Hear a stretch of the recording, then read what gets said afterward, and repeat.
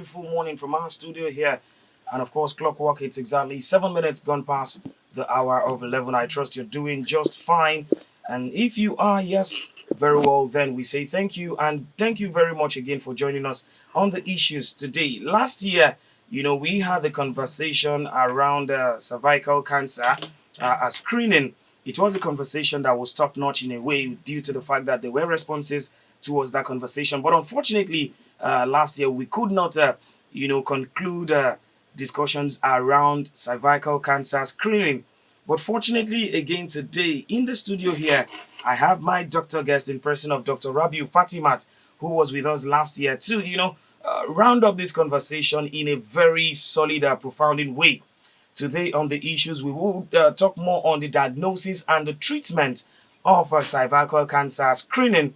This is a part where a lot of us would always want to get answers to some of the questions around cervical cancer screening. So I welcome you to the issues on IKD 106.1 FM. This is how we do it every Thursday from 11 up until 12 p.m. Now, this is in partnership with General Hospital Ikorodu, where we have taken it as a duty and a responsibility that health is wealth, like it is said. Today on the issues, talking about cervical cancer screening, this is something that is very, very rampant. But however, there are things you need to know, and that is why Dr. Rabiu Fatimas is with us in the studio today to help us digest this conversation, to help us understand the in and out when you talk about cervical cancer screening. I am Opeyemi Adebambo. I'll be your anchor for today on the issues. Now, this is how we would also have the conversation today for the benefit of those that perhaps maybe you missed out on that conversation last year. We will do well to go through the starter of the conversation, that is the opening glee of the conversation, the introductory part of the conversation, talking about what exactly we call cervical cancer. So you have nothing to worry about, talking about the fact that some of you might have missed the show last year. You might be wondering, oh, so how are we going to meet up with the conversation? You have nothing to worry about. We will take it from the start down to the finish. And we really hope that we'll be able to do justice to the whole of the conversation today without taking too much time because we have a lot to talk about. It is the appropriate time for me to welcome my doctor guest in person of Dr. Rabiu Fatima. Good morning, and it's good to see you again. Good morning, listeners, viewers at home. Good morning, the dear moderator, Mr. Okoyemi. I'm happy to be here once again to talk about cervical cancer. And I should take out this time to say compliments of the season. I'm seeing it for the first time this year. Yeah, same to you. Thank you. Thank you. And I must say you're looking good and radiant. Thank you for joining us. Thanks. Thank you very much. So we're talking about cervical cancer screening. Like I said earlier, this is a conversation we have had before. But unfortunately, that day it was like as though the time was running so fast. Right. So today we will talk about it, most especially the angle at which we will be looking at will be diagnosis and the treatment. But then, to start off the conversation for the benefit of those that are listening, let's talk about what exactly cervical cancer means. Yeah, thank you very much. Yes, let me start by saying cervical cancer is one of the commonest gynecological cancers affecting women. I'll come again. Yes. I like to break down my words for the layman or the laywoman to understand. We know we all talk about cancer. We know there's cancer of the breast, cancer of the kidney, cancer of the colon, cancer of the womb. Now, the female reproductive organ, the internal ones, one of it is the cervix. And that is what connects the cavity of the womb of a woman, all right, to outside. And that's the part our menses flow from. So the Yorubas, we call it jejere, all right? But when we say cancer, we are talking about something that is growing abnormally in the body of a patient. So cervical cancer is a gynecological cancer, one of the commonest affecting women. Others are breast cancer, ovarian cancer, womb cancer, fallopian tube cancer. But the one we are talking about in this month, as you know, all Octobers, we talk about breast cancer. Yes, true. But January every year is dedicated to cervical cancer. Yes. So January is Cervical Cancer Awareness Month, right? So this cancer is the one that affects the opening of the womb of a woman. And is caused by a particular virus, which we'll still talk about in a moment. Yes. So that's just it. Cancer. Anytime we have cancer, we are afraid. it's a cause of death for people if not detected early. Mm-hmm. So cervical cancer is the cancer of women, and is a very common cancer that affects over 10,000 women every year. Every year, according to Center of Disease, all right, Center of Disease Control. You understand? All those CDC that tells us about viruses and all that. Yes. So the research they've carried out shows that over 10,000 women every year per annum, yearly, are affected by cervical cancer. And over 9,000 of them don't make it. Over 9,000 of them don't make it. So that 1,000 are probably the ones that were lucky for the cancer to have been detected early and to have been treated. But as we go on, we'll talk about it. Now, thank you very much for that clarification, Dr. Rabiu Fatima. You see, it has been clearly stated, first off, you have made it known that when you talk about cervical cancer, it is something that affects the female gender, women, which is very clear. And the chances most times are always very slim, if not early detected. Exactly. And that is why I said today we will focus more on the diagnosis and how it can be treated, which is very, very germane. But before we go into that, another very important area of concentration should be the angle of how it develops. In your own words now, you are saying it grows in the woman part of the body.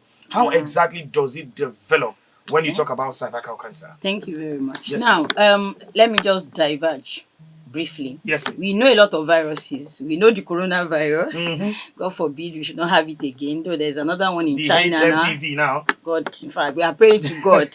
We know the HIV, human immunodeficiency virus. Yes. We know the hepatitis B virus. Now, what causes cervical cancer is what we call the human papilloma virus. We shorten it as HPV. Unfortunately, this virus is gotten from men, but it doesn't affect men. This virus that affects women is gotten from men, yet it doesn't affect the men. It affects the women. We cannot say nature is unfair. There are some things that are just like that. It's just like the way prostate cancer can never affect a woman. It can only affect men. Unfortunately, this virus that gets abnormal in women is gotten from men. So I'm going to the causes of cervical cancer. Yes, please. Yes. Because if we want to talk about the cancer, we need to talk about things that cause it so that we can prevent it. And we always say that prevention is better than cure. Now, one of the risk factors of a woman having HPV virus infection and her body does not surmount the infection and she comes down with the disease. Multiple sexual partners. Multiple sexual partners. Let me say that again. Multiple sexual partners. Okay? We all know ethically, most religions, Islam, Christianity, and what have you, always have ethical considerations. So as a woman, you are meant to have just a man in your life. We are not talking about outliers. We are not talking about a woman that probably got divorced and remarried. But as a lady growing up, you alone, you have 10 multiple sexual partners. Are you using them for a job? What exactly are you using them for? So the risk of you having cancer later in life is there if you have multiple sexual partners. 2, if you are somebody that have some diseases that can cause what we call immunosuppression.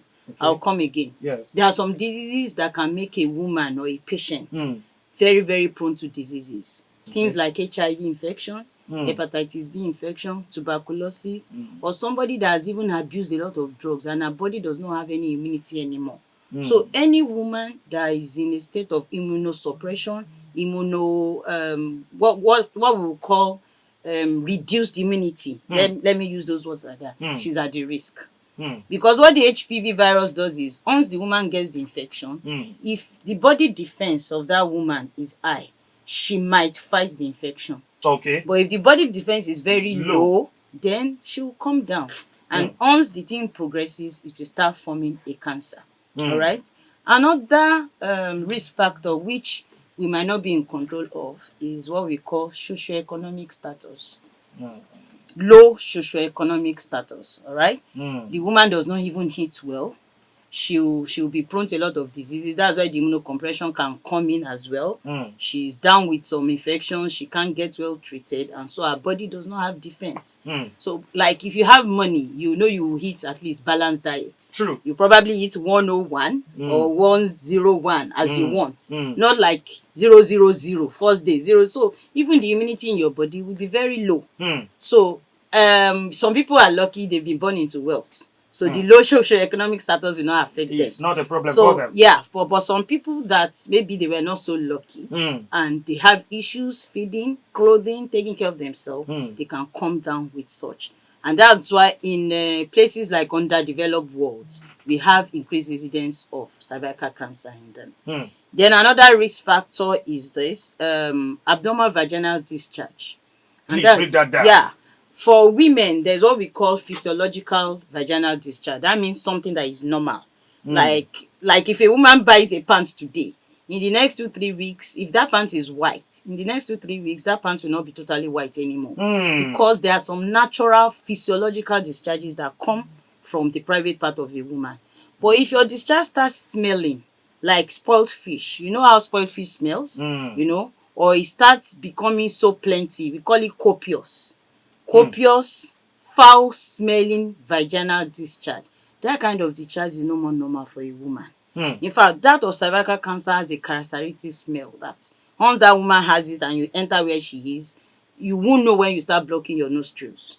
You know, even you won't be able to respect that woman to like pretend. The foul smell is too much, it's pungent, and you will know something is going on. So for a woman, you can't be having such discharges and you now go to one chemist on the road and they will give you drugs that are not even treating what is wrong with you. Self-medication. Yes, self-medication. So for women, please, as I've said that we have what we call normal or physiological vaginal discharge. By the time your own vaginal discharge is becoming so offensive, you have to use pad, panty liner to take the discharge, because if you sit down, you get wet. Then that means you need to see your gynecologist. Another risk factor that can cause cervical cancer are habits such as smoking.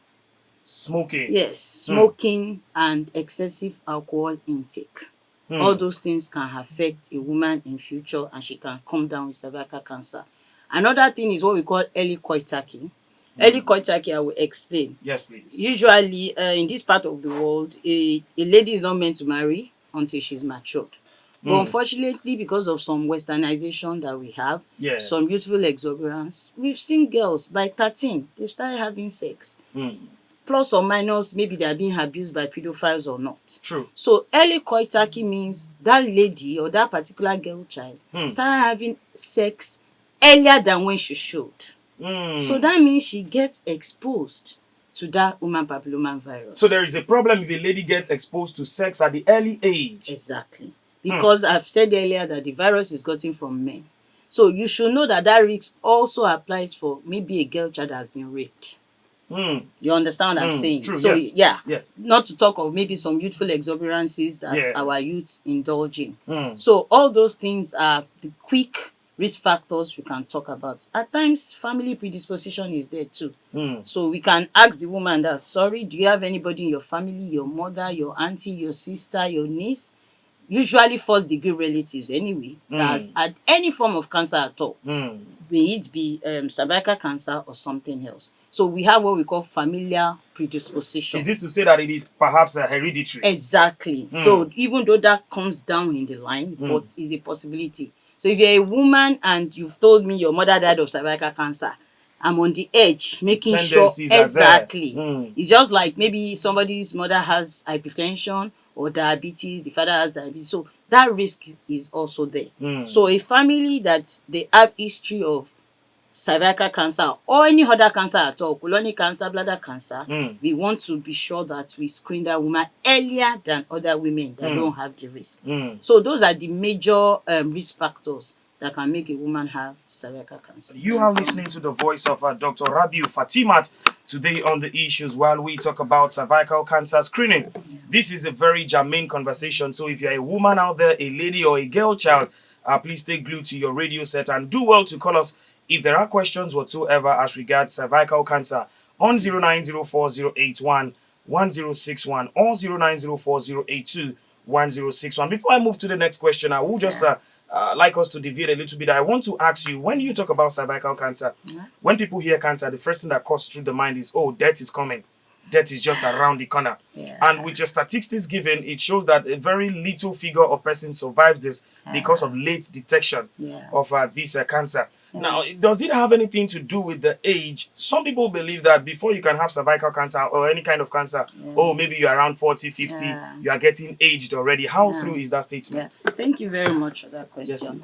Now, like I was explaining earlier, the issue of early coitus. The beautiful thing about cervical cancer is a curable cancer. You know, not all cancers are curable. But the curability comes when it is detected early. You understand what I said? So, if a woman had sex at 20 years of age, that was her first sex. It takes about 18 to 20 years for that cancer to develop. It takes that long? That long, like 2 decades. So you have enough time to get screened and rescreened for cervical cancer. So that's the beauty for cervical cancer. There's what we call the precancerous stage. That precancerous stage is what we call when the cancer has not developed. It is trying to develop, but it has not developed. I want to take dinner, but I'm having pre-dinner. Do you understand that kind of thing? So it's very germane, important for us to catch it at that at a very early stage. You understand what I'm saying? And that's why cervical cancer, we say, is curable. So it takes enough years for you to have those symptoms and to get something done about those symptoms. So you're not somebody having, I forgot to mention a very important risk factor or symptoms or sign, as we may call it. We call it postcoital bleeding. The woman is having sex with her husband or with her boyfriend, as the case may be, and she's bleeding.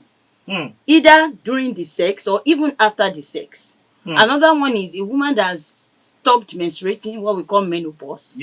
And she started having what we call postmenopausal bleeding. She has stopped menstruating maybe at the age of 50, 52. Then at 54, she starts seeing blood. So we have that intermenstrual bleeding, irregular bleeding, postcoital bleeding, and postmenopausal bleeding. All those things has to do with bleeding from the female reproductive tract. So a woman has to be careful. So the 20 years is enough for you to get screened. Oh, I saw blood when I was having sex with my husband. You have to go to the gynecologist. They will screen you. Oh, I have been having this very, very bad vaginal discharge. It even gives me a lot of itching. And it smells like spoiled egg or spoiled fish. You need to go and see the doctor. Because the beauty of it is once you get screened and it's detected early, then we have specific treatment for it. Now, the theme of this year's Cervical Cancer Awareness Month is eradication of cervical cancer as a public health problem by the year 2120. 2120 seems a long time. But that is to tell you that there are a lot of things we can do before that time. Like when we're saying, oh, eradicate polio, eradicate this, malaria. For cervical cancer, there's so many things we need to do that we want to hope that by 2120, it will no longer be a public health problem. We'll be able to catch it on time, and a lot of women will not come down with cervical cancer again. And so there won't be disarray in the home. We won't have motherless babies. We won't have wifeless husbands. We won't have societies that there are no women to take care of things. So the beauty of it, I repeat, is ability to be able to get screened on time for cervical cancer, to be able to get the precancerous state, and the woman to be treated promptly for it. Thank you very much for that one, Dr. Rabiu. Still looking at the theme for this year, eradicating of cervical cancer. I want us to talk about one of the causes. You mentioned over 7 of them that you itemized here with me, talking about multiple sexual partners and the likes. All of those are very clear. Let's stay with that particular one where you talked about the family predisposition. Now, family predisposition. This girl or lady or woman knows that the mother actually had cancer. With that kind of situation, there are tendencies that she might also be on that lane. For such a person, what is your best medical advice for such a person? Thank you very much. Ordinarily, what we do when it comes to screening for cervical cancer is that once a lady is sexually active, I'm talking about normal occurrences. I'm not talking about a lady that has been raped. Or I'm not talking about a girlfriend that claims to be raped by her boyfriend. All those things are outliers. We are talking about things that are straight. She's married. She has started having sex. Then, by the age of 30 years, we need to start screening. At the age of 30? But some people, we can do it earlier. For instance, some people got married at 20. If you're in the north, the northerners, they marry on time. True. So even in the southwest, some people marry by 2024. Most of our Gen Z, a lot of them have finished their university education by the age of 20. So if they get married by 21, once they are sexually active, then we should start screening. If you don't want to take sexual activity as a yardstick, then by the age of 30, you need to start screening yourself as a woman. And that screening goes once in 3 years.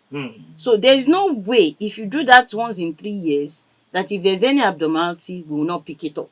And the tests to screen for cervical cancer are very simple. They are seamless. Okay. They are not things that they will say, go, come back 1 week, come back 1 month. So the screening is important. So if your mother, your sister, your first degree relative, the women among them has had cancers before, we might start your own screening much earlier. Which is the earlier the better. Yeah. Now, we even have steps. We have what we call primary prevention, secondary and tertiary. That primary is such that, I am sure my 8-year-old girl child, my 9-year-old girl child has never had sex. Okay. She has not been unfortunate to be raped by a pedophile or anything. Then I can give her vaccine. Okay. So that one is another thing on its own. We have what we call the HPV vaccine that the Lagos state government has been very, very gracious to even give it out free of charge. True. They started doing that September last year in all local governments, They might not be able to catch everybody, but at least we knew that that thing was free, because initially it was very expensive. We have the one that takes care of like 2 viruses.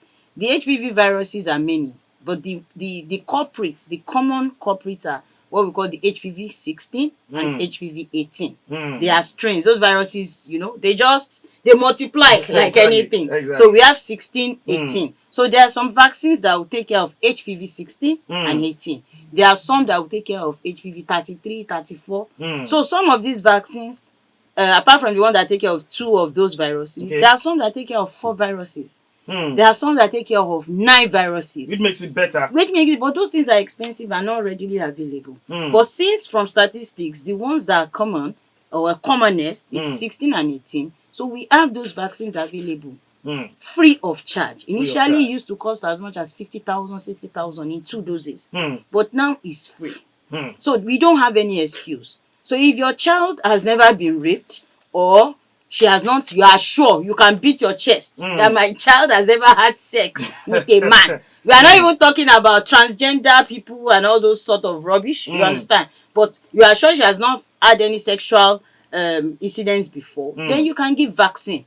Okay. So that one, you can beat your chest 99.9% that she will never end up having cervical cancer. You understand? So those are one of the steps we can take when we have people that have the familial predisposition to having cervical cancer. Having said that, I would just also want to inform the general public, still talking about Lagos State government and vaccination. Just recently, the Lagos State government, in line with this campaign, so from the 18th of January, which will be in a few days' time from now, 18th of January up until 22nd of January, there are free vaccinations out there for HPV.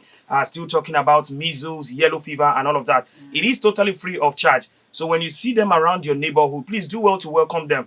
Sometimes people see these people and say, no, don't give my child anything. I don't want any issue. 18th of January to 22nd of January, Lagos State government has made it readily available, free of charge, HPV vaccination, including measles, yellow fever, and the likes of them like that. So you said that, and it reminded me of that. Thank you for that update.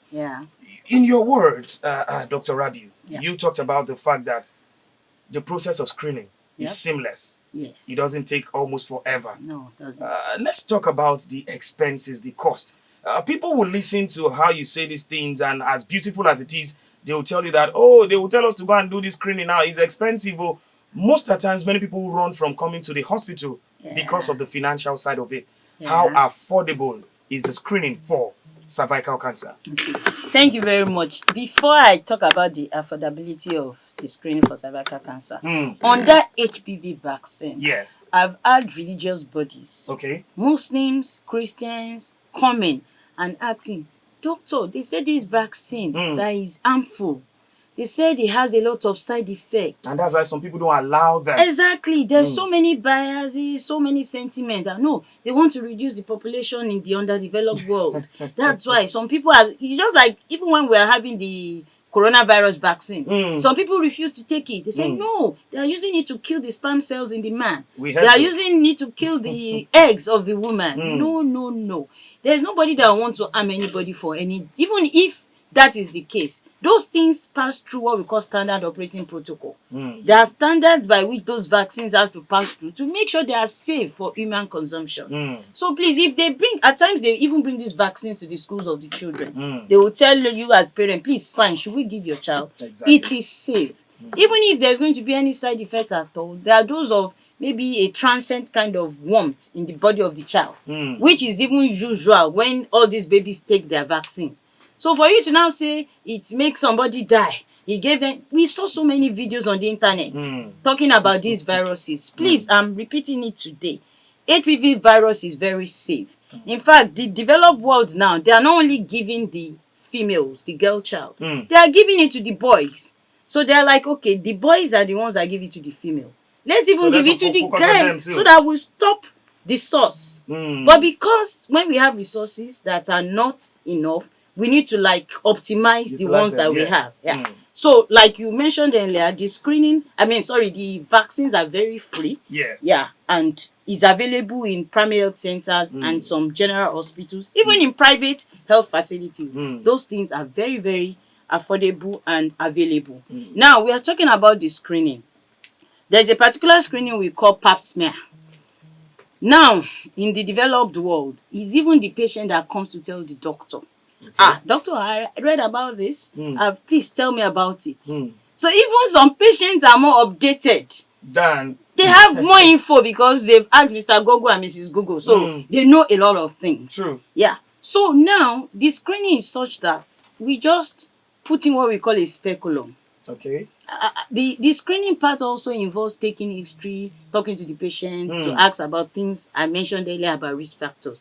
But when you now we are talking about the direct screening now. She opens up a private part, a woman to woman. If it's a man, we prefer this kind of screening to be handled by women. Because that area is a very private area for women. True. And so it is their right. As a woman, you can't just get exposed anyhow by a doctor. There has to be a chaperone. True. So I'm just trying to picture and let our patients and client know what to expect. Like, yes. Yeah. In fact, it is that speculum is a plastic, at times metallic. The plastic is disposable. It's one time use. Once we use it, we throw it away. The one that is not disposable is sterile before we use it. All right. Okay. So the woman sits down on a couch, something similar to her bed at home. All right. Okay. And she spreads out.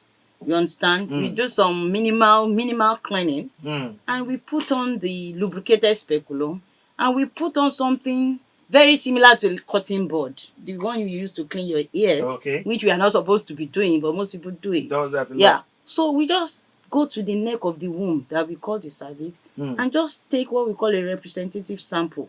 Imagine a circle, right? So that's the circumference. So the way we take that sample is so that we take every part, so that every part of that circumference is represented. The screening, we call it perpendicular smear, or we call it pap smear for short. Okay. Yeah. And there are some other ones. Once we take that sample, we now send it for it to be viewed under the histology. Or under microscope, which we refer to as histology. There are other things we call visual inspection under acetic acid. We call that one VIA. So that people don't get scared. Sorry to interject you there, Dr. Rabi. The first that you mentioned, how painful or painless it's not. It's not. Because when you're talking about, for instance, the cotton bud to the ear, it could either be sweeting you like the way they say it, or otherwise.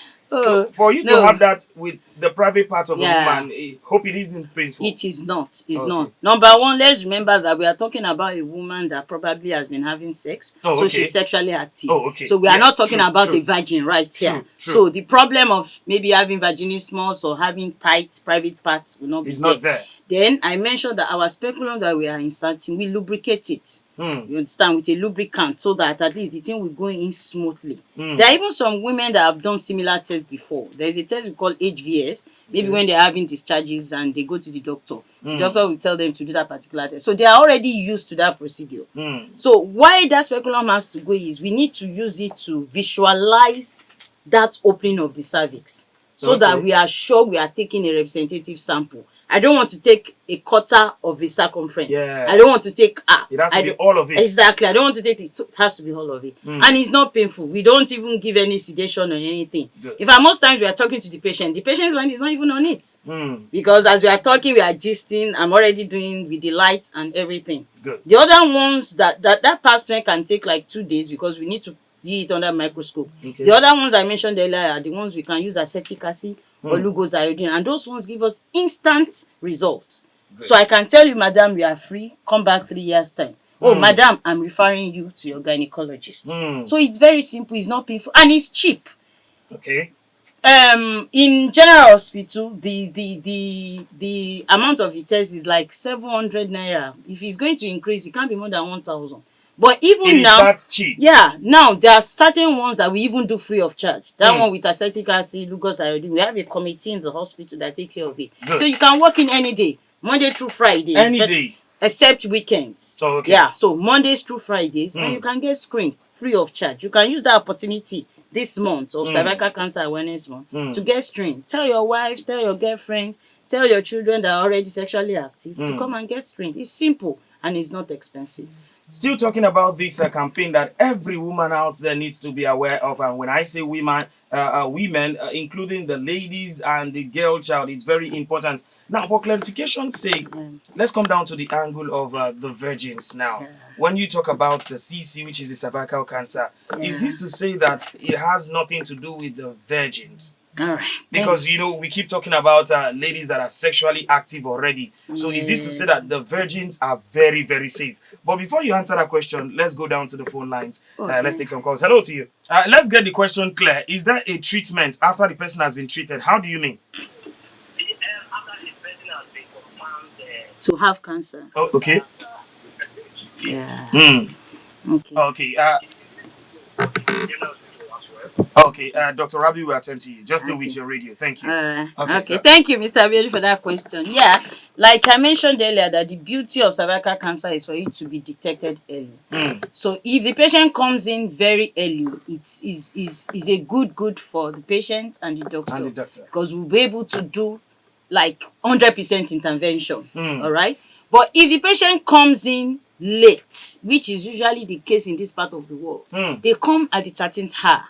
They come when the thing has already advanced. Why? Because some of them would have gone to chemist on the road, gone to one herbal concussion woman, and all those times they were supposed to have gotten initial treatment had been prolonged. So they are coming when what we'll do to them is what we call palliation. Palliative is, oh, I'm sorry, this thing has gone far, it has gone to your lungs.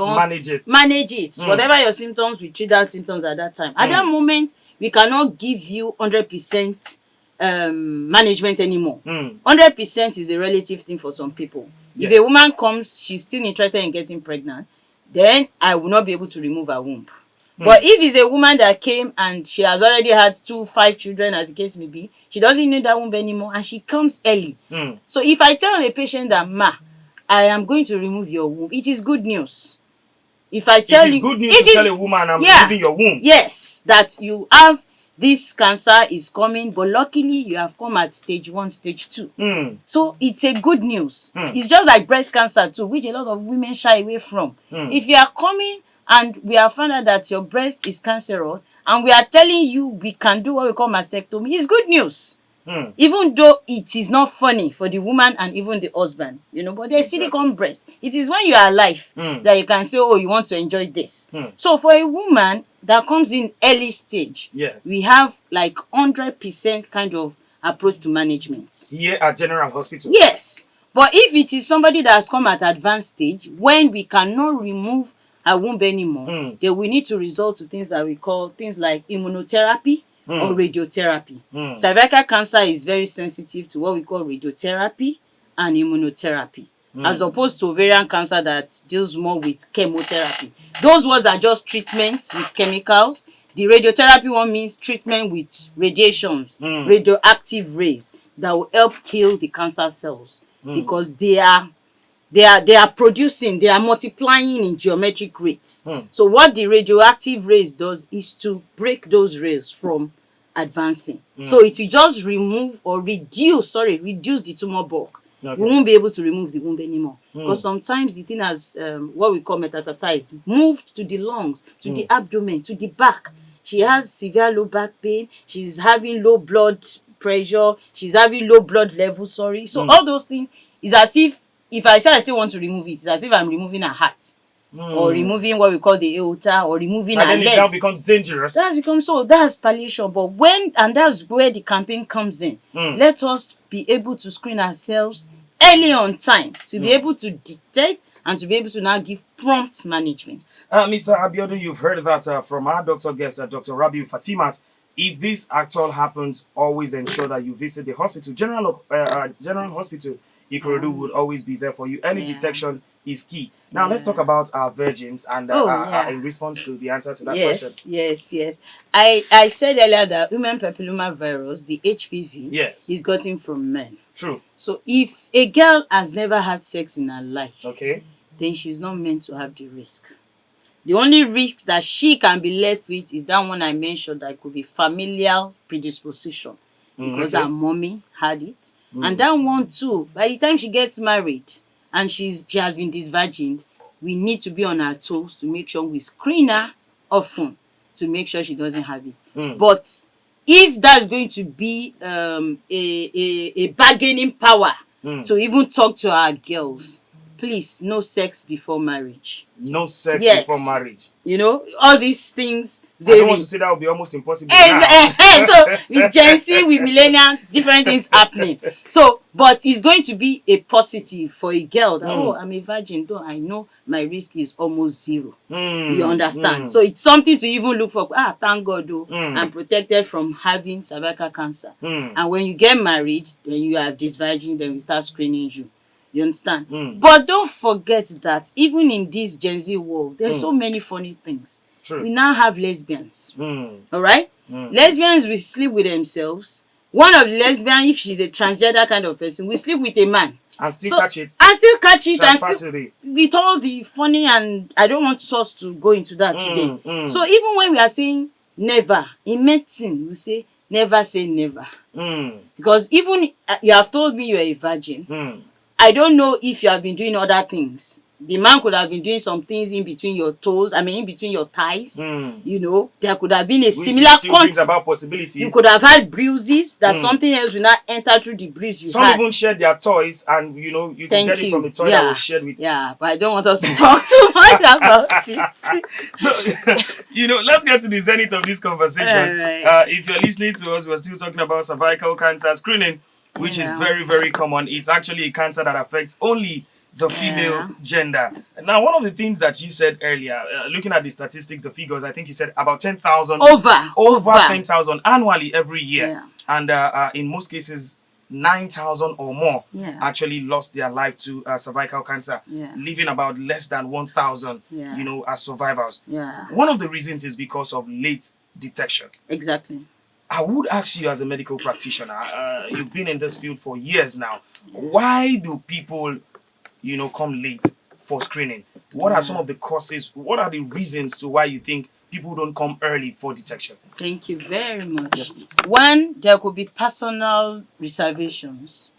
Like I have some clients, some patients that the husband will say, no, that area is my area. I paid dowry for it. Nobody else should touch it. The only time they touch is when the woman goes to labor ward or goes to theater to have a baby delivered. So some men are even like, no, don't go anywhere. Nobody can touch you that place. No. So we have personal bias. Another one under personal bias could be the women too. She's embarrassed. She doesn't want to be exposed to just anybody. And that is why the trust between a patient and a doctor is an important factor. If you as a patient don't trust your doctor, you won't even be able to tell all your symptoms to your doctor.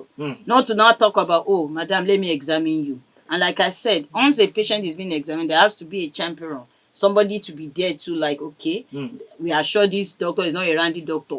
is doing what he's supposed to do, not doing something abnormal. Mm. So those personal reasons could affect some women at times. Okay. You understand? To access care that they are supposed to. Mm. Now, some now know that they need to access the care, but they are incapacitated by maybe, oh, I need to get transport fare.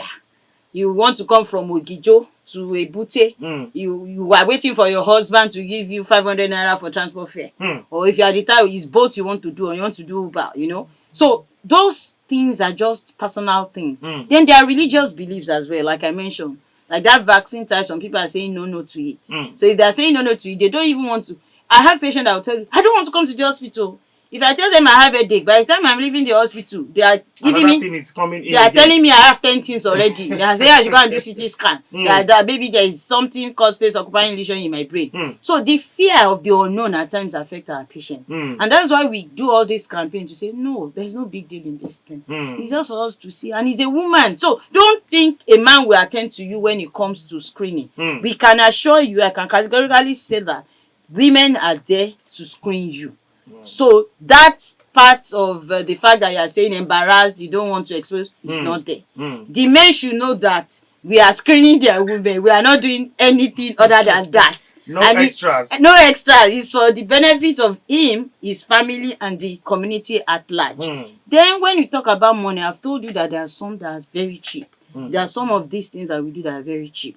And now, luckily, we have health insurance schemes that people go for. Even Lagos has what we call Ilere Eko, all right? True. Some people have the private health insurance organization helping them. All these things, these screenings are things that are paid for.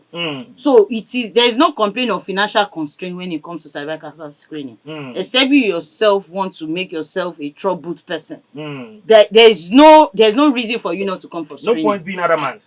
It's not something you can't afford. It is not something that is not accessible. In fact, one of the diagnostic things we use for when we say screening method, it has to be accessible, it has to be available, it has to be affordable. And for cervical screening, all these things are there. It's affordable, it's available, you understand, it's accessible. So what then is your excuse? It's an awareness, and this is what we are doing exactly today in the studio. It's a campaign, and this is how it is done every year, most especially in the month of January. Yes. And the theme for this year, just like you heard earlier, is talking about eradication of the cervical cancer as a public health problem by 2120. Yeah, 2120. Yeah. Now, we have just 2 more areas to visit before we wrap up today on the show. First of which will be the preventive measures, and afterwards we talk about how it can be treated. That is for persons that are already having in it. this. Now, let's talk about the screening now. For a lady out there listening, she might just tell you that, oh, that doctor talking, she's right. In fact, I've done my screening like 10 years ago, so me, I'm safe. They told me I'm fine. What are the year interval, if a woman, a lady, or a girl goes through the screening of cervical cancer, when next is she supposed to visit the medical doctor? Thank you. The recommended interval or duration of screening is every 3 years. Every 3 years. So like you start screening, let's put an hypothetical figure, 30. That means by the age of 33 you are doing another one. So between 30 and 33 you've done one. Yes. So between 33 and 36 you are doing another. That's the list. However, if you have additional problems, some symptoms that we are not sure of, there might be reason or need for us to do it more frequently. But once we've done it first time, we've told you there's no problem. You see, there are ways we even record our screening after doing the screening. Okay. We will say, oh, we have seen all the circumferential area. We've seen the representative area. We are sure nothing is there. The one that we see something, we write something like suspicious. We refer you to the gynecologist for further tests. The ones we see something that looks like inflammation, like some women, if they deliver like 3-4 times normal delivery, that area will look different from a woman that has never delivered. So it could just be looking like something that there is what we call cervicitis, like an infection. So that one can just be amenable to antibiotics. So we refer. That one we will now say repeat it in 6 months. We need to be sure that what we saw is what we saw. All this screen too, we have some other additional procedures we do. There are some we need to shine light. There are some we need to put what we call silver nitrate that will help us see those cells. As small as they are, we'll be able to see, it will attenuate them for us to see. And there's a particular one we even call HPV DNA. That's the one that might be expensive. That one takes your blood to check if you have that HPV virus, if the DNA, the gene is inside you. Most people cannot afford that. But if we are so confused about a patient, we might go to that extent. Just to be sure. Yes, we could even do what we call the coloscopy too. That one we put a microscope, put light, like mega light, and we are seeing each detail ourselves with our eyes and with a microscope. Dr. Rabi, I like the fact that you always hit it on the head every time you are in the studio here, but I am afraid that what happened last year is about to happen again. So let's see if we can use a stone to kill two birds. Okay.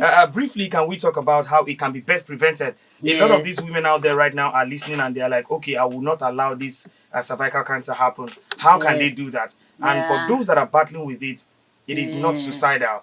What should be done and how should it go? For the prevention or treatment of cervical cancer, I'll categorize it under 3 headings. Okay. We call it primary prevention, Okay. secondary, right, and tertiary. The primary prevention entails things like the vaccine I mentioned earlier. You want to give your girl child from, some people say age 9, some people say age 8.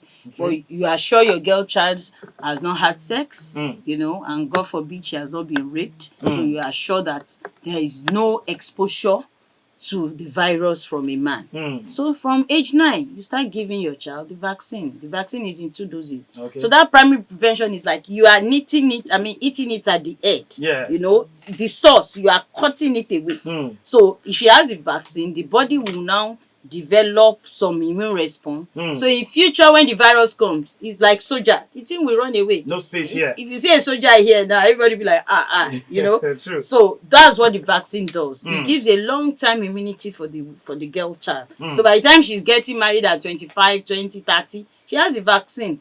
But that's not even to say, okay, she should not have multiple sexual partners. But it's sure that, okay, you've had the vaccine, now you are covered. Good. So that's a primary prevention. Part of our primary prevention modalities is talking about it. Yes, which Now, you're doing. yes, you're a man, but if you can talk to your mom, you can talk to your sister, you can talk to your wife, your girlfriend. So the campaign goes. And all these buyers saying this, that don't take it, don't screen, will be part of the question. You understand? So that's part of our primary prevention. We do it on local basis, on state basis, international basis, and the likes. Part of the primary prevention as well is even in our faith-based homes, our churches, our mosques, you talk about it. Let the pastor, if the pastor talks about it, the congregation is more believable. Exactly. If the imam talks about it, it's for your health, for the humanity and everything. So that goes. And so if 100 people were running away before, like maybe 92 people will come and screen. True. So you have achieved something by making sure that primarily you have prevented it. Some have taken vaccines. The secondary prevention entails things like early detection. Okay. And that's where the screening comes. Yes. Now, I don't know who has it until I screen. You don't know who has it until she comes with symptoms. And she's not shying away from those symptoms. She's not in denial. How do they say it? God forbid. You know? So she comes and we screen. There's something I need to mention. There's what we call CIN. I will break it down as usual. CIN means carcinoma in situ. CIN. Carcinoma in situ. Another word for cancer is carcinoma. So carcinoma in situ means that the cancer is still inside. It's dug 6 feet below. So it's not hidden. It's hidden. And that's what all those pastors will do for us. When we use the microscope, we'll be able to say, it's a lie, you are hiding. Come out. I've caught you today. You are not going anywhere. You are not going to deal with my patient. My patient is lucky. So that CIN has 1, 2, 3. And those are the precancerous stage I mentioned earlier. So if you are able to catch that patient at that moment, she's free. We are able to do the needful. If she's somebody that is still desirous of having children, we know what to do. If she's somebody that she's no more interested, or she has, we take away the womb. So those are where it is important for us to have what we call early detection. We can say early detection or early diagnosis. And that one will now follow what we call prompt treatment. You can't see that you have malaria and I'll still be looking at you, say go and take water. I have to treat you. Yeah, You understand? True. So we are able to catch them sign 1, sign 2, sign 3. We are able to catch them stage 1, stage 2. And so we are able to do something heroic for them. Dr. Rabi, unfortunately, we have to Oh, leave. Can we steal 30 seconds? Can you Yeah, wrap it up yeah. in 30 So seconds? the tertiary prevention now is that the patient has had it and she's already in advanced stage. We will just give her what we call palliative treatment. Just She's to having manage headache, it. she's having low blood, we give her blood. She's having fever, we give her antipyretics and etc. And we continue to like empathize with her because the survival rate is less than 5 years. Thank you so very much, Dr. Rabiu Fatima. It's always a pleasure having you in the studio here. We hope we will see you again sometime soon. Please do well to visit your doctor for the female gender. Talking about cervical cancer screening. It's an awareness. It's a campaign. It's not just Ikorodu thing. It's not just Lagos thing. It's all over. It's all over the world. And it's important that you also be a part of this. The issues will be coming up again, same time, same station tomorrow. I am Opeyemi at Bambo. Remember to stay healthy. Health, they say, is wealth. God bless Nigeria. God bless Lagos.